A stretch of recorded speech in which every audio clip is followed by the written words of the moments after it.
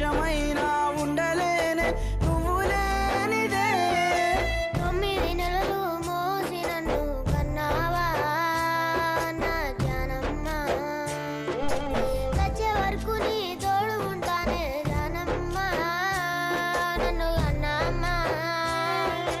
జానమ్మ నన్ను గన్నమ్మ.